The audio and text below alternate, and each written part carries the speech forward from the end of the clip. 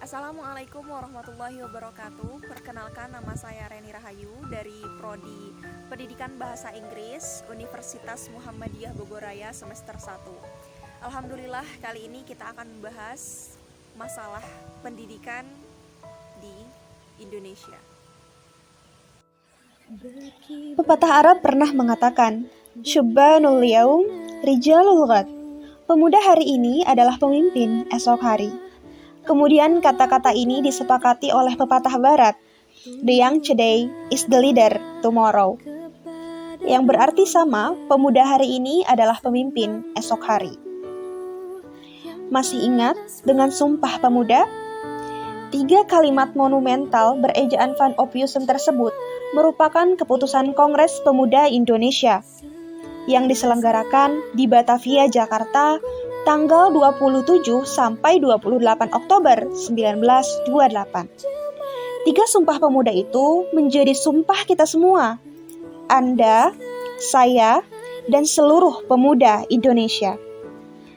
Peran pemuda bagi negara tidak diragukan lagi.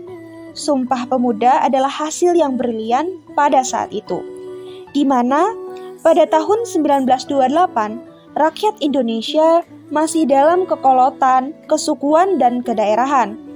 Ketika itu, para pemuda tampil bersatu dengan dikumandangkannya lagu Indonesia Raya dengan deklarasi 28 Oktober 1928. Seluruh tanah dari kota Sabang sampai Merauke bagaikan satu kesatuan, satu kebangsaan, satu bangsa, dan satu persaudaraan. Walaupun dipisahkan oleh berbagai selat dan laut, yaitu Indonesia.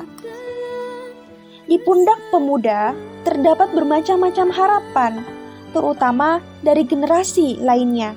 Hal ini karena mereka diharapkan dapat menjadi generasi penerus bangsa yang akan melanjutkan perjuangan generasi sebelumnya, dan generasi yang harus melangsungkan estafet pembangunan secara terus-menerus.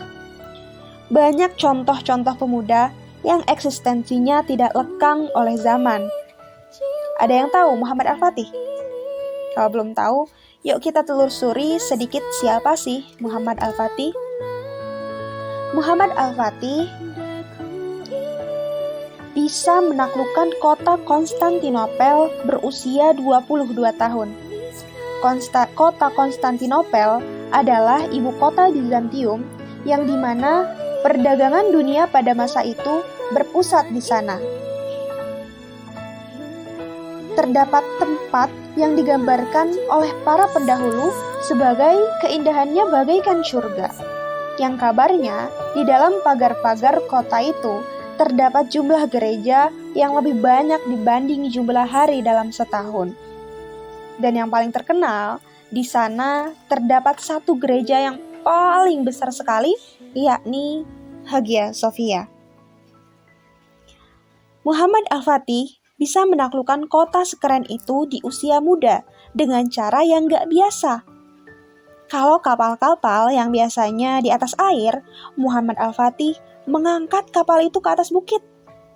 Di saat para pemimpin terdahulu belum mampu, tapi ia mampu membuktikan bahwa ia bisa. Jiwa pemimpin itu dibentuk oleh seorang guru hebat yang ditunjuk langsung oleh ayahnya. Siapakah ia? Ia adalah Syekh Ahmad Ibnu Ismail Al-Qurani, seorang ulama yang faham sekali Al-Quran. Tak heran, sejak kecil ia sudah menghafalkan 30 juz pada usia 8 tahun. Ia pun sudah menguasai 7 bahasa, yakni Arab, Latin, Yunani, Serbia, Turki, Parsi, dan Ibrani. Bergeser sedikit dengan contoh yang lain. Tokyo. Kata-kata yang diawali dengan kata-kata seperti ini, berapa jumlah guru yang tersisa? Kata-kata ini berasal dari mulut Kaisar Hirohito sebagai respon pertama yang dikeluarkan setelah mendengar luluh lantahnya Hiroshima dan Nagasaki. 2 kota di Jepang itu hancur karena bom atom yang dijatuhkan Amerika Serikat di penghujung Perang Dunia Kedua. Kehancuran dua kota itu pula yang menjadikan alasan Kaisar Jepang menyelamatkan guru setelah Perang Dunia Kedua. Pada 1945, saat Perang Dunia Kedua berlangsung, Amerika Serikat dan sekutunya menjatuhkan bom atom berkekuatan dahsyat di kota Hiroshima dan Nagasaki. Kerugian yang dialami Jepang sangat besar sekali. Tidak hanya itu, secara materi, jumlah nyawa yang melayang akibat bom atom ini pun terbilang sangat besar. Imbasnya, Jepang mengalami kelumpuhan total, yang akhirnya membawa negara tersebut pada kekalahan telak dari sekutu. Ketika mendengar berita pemboman itu, Kaisar Hirohito, selaku pemimpin tertinggi Jepang pada saat itu, langsung mengumpulkan para jenderal yang tersisa. Pertanyaan mengenai jumlah guru yang tersisa inilah membuat bingung para jenderal. Para jenderal tersebut kemudian menegaskan kepada Kaisar Hirohito bahwa mereka masih bisa menyelamatkan dan melindungi kaisar walau tanpa kehadiran guru. Menanggapi perkataan ini, Kaisar Hirohito mengatakan bahwa Jepang telah jatuh. Kejatuhan ini dikarenakan mereka tidak belajar. Jenderal dan tentara Jepang boleh jadi kuat dalam senjata dan strategi perang, tetapi tidak memiliki pengetahuan mengenai bom yang telah dijatuhkan Amerika. Kaisar Hirohito kemudian menambahkan bahwa Jepang tidak akan bisa mengejar Amerika jika tidak belajar. Sebab kepada gurulah seluruh rakyat Jepang harus bertumpu. Kaisar Hirohito kemudian mengumpulkan 45.000 guru yang tersisa pada saat itu. Karenanya, perlahan negara ini dapat kembali dari keterpurukan. Menurut Nadiem Makarim, tiap tahunnya jumlah guru di Indonesia semakin menurun 6%. Begini, menurut wawancara yang saya. Guru adalah sebagai figur dan untuk mengayomi dan punya pengetahuan itu untuk diamalkan.